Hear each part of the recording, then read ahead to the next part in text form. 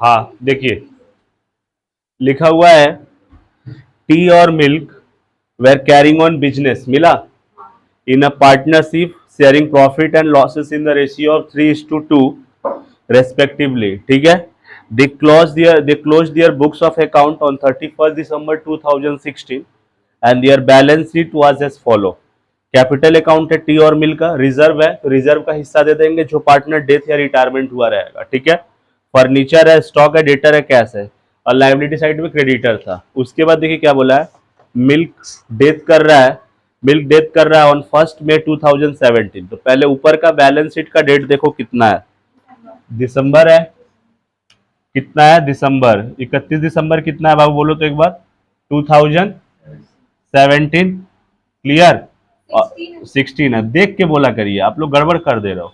16 है, ठीक है। और सामने वाला डेट कब किया है, 1 मई, 1 मई 2017। तो कितना महीना काम करके गया है, 4 महीना। ये सब गड़बड़ एग्जाम में होगा। मई तो पहला तारीख है ना, तो मई नहीं लेंगे, ठीक है। जनवरी, जैन, फेब, मार्च, अप्रैल, 4 मंथ का सारा आपको इंफॉर्मेशन देना पड़ेगा, ठीक है। आगे देखिए उसके बाद क्या बोला है, उसके बाद बोला है the partnership did provide that in the event of death of partner his heir would be entitled to. तो जो लीगल हियर है ना, उसी को बोल रहा है कि उन सभी को ये पेड आउट करना पड़ेगा, पैसा देना पड़ेगा, कैपिटल देना पड़ेगा to his credit to the date of death. फिर वही लाइन है, शेयर ऑफ रिजर्व देना होगा at the date of last balance sheet, ठीक है, जो रिजर्व है। फिर शेयर ऑफ प्रॉफिट देना पड़ेगा at the date of his death on average profit of last 3 accounting year. मतलब पिछला 3 साल का जो अकाउंटिंग ईयर है उसका एवरेज निकालेंगे और उसको क्या दे देंगे, उसका प्रॉफिट का हिस्सा दे देंगे। उसके बाद by way of goodwill his share of total profit for preceding 3 accounting year.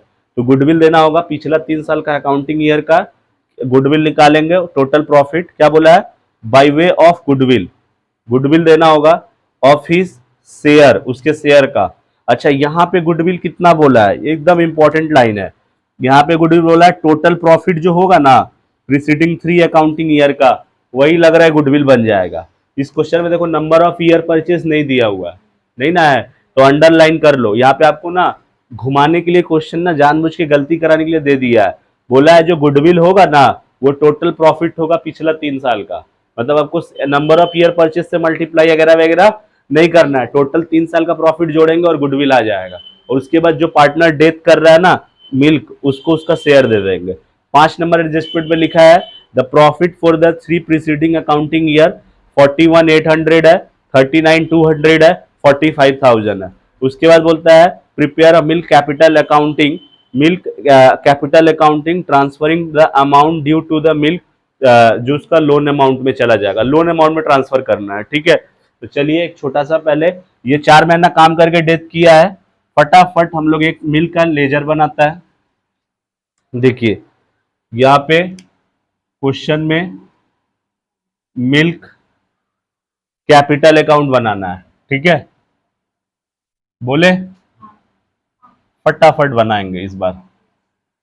Debit side है और क्या है, क्रेडिट साइड है।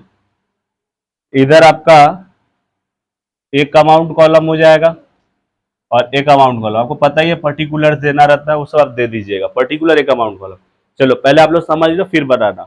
देखिए सबसे पहले उसका ओपनिंग बैलेंस देंगे। क्वेश्चन में देखो बैलेंस शीट में ओपनिंग बैलेंस दिया हुआ है ना, कितना है, हाँ तो वो लिख दो, बाई बैलेंस बीडी कितना है, 60,000, ठीक है। नेक्स्ट उसके बाद देखो, अच्छा टी का लिखना था, नहीं मिल्क का लिखना था, मिल्क डेथ किया है तो ये सब ध्यान देना होगा। फिर रिजर्व देना पड़ेगा, तो बाई रिजर्व, आर रिजर्व, कितना है रिजर्व, टोटल रिजर्व बताओ कितना है, 30,000 है। उसमें इसका शेयर कितना है, मिल्क का 2/5, टी और मिल्क 2 पार्टनर है, तो 30,000 का 2/5 कैलकुलेटर पे निकाल लेंगे। तो 30,000 डिवाइडेड बाई 5 इंटू 2 करेंगे, 12,000 रुपया आएगा। रिजर्व का हिस्सा किसके खाते में, मिल्क के खाते में।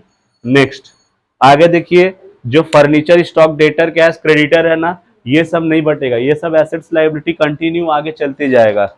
बात समझ में आ रहा है। उसके बाद देखिए एडजस्टमेंट नंबर 1 हो गया, कैपिटल दे दिए ना, टू इज द क्रेडिट, और उसके बाद बोला शेयर ऑफ रिजर्व दे दिए। ये बात नहीं भी बोलता ना एडजस्टमेंट नंबर 2, तो हमको उसका रिजर्व का हिस्सा देना ही पड़ता, जो भी चीज पेमेंट करना हुआ करना पड़ेगा। उसके बाद देखिए क्या बोला है, his share of profit at the date of his death. ठीक है, तो जो एवरेज प्रॉफिट होगा ना, based on average profit of 3 accounting year, तो पहले 3 साल का एवरेज प्रॉफिट निकाल लो, इजीली निकाल लेंगे क्वेश्चन में हम लोग। एवरेज प्रॉफिट कैसे निकलेगा 3 साल का, तो लास्ट में देखो 3 साल का प्रॉफिट दिया हुआ है 41,800, उसके बाद कितना है 39,200, उसके बाद कितना है 45,000 डिवाइडेड बाई 3, बताइए तीनों का एवरेज कितना आएगा, तो 42,000 आ रहा है।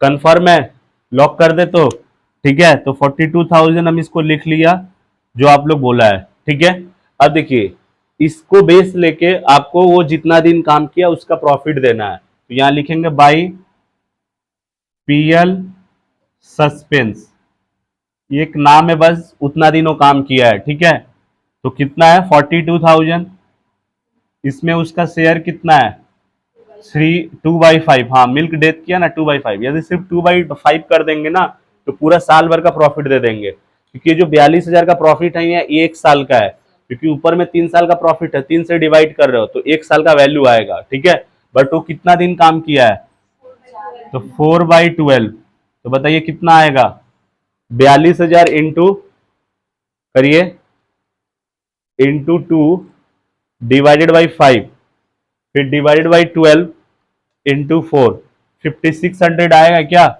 एक बार कंफर्म कर लो तो आप लोग। ठीक है, नेक्स्ट अगला हम लोगों को क्या लिखना है, तो एडजस्टमेंट नंबर 4 पढ़ो। एडजस्टमेंट नंबर 4 में बोला है by way of goodwill he share, जो उसका गुडविल का शेयर देंगे ना तो टोटल प्रॉफिट का देंगे, कोई बात नहीं टोटल प्रॉफिट का देंगे और प्रीसीडिंग 3 अकाउंटिंग ईयर।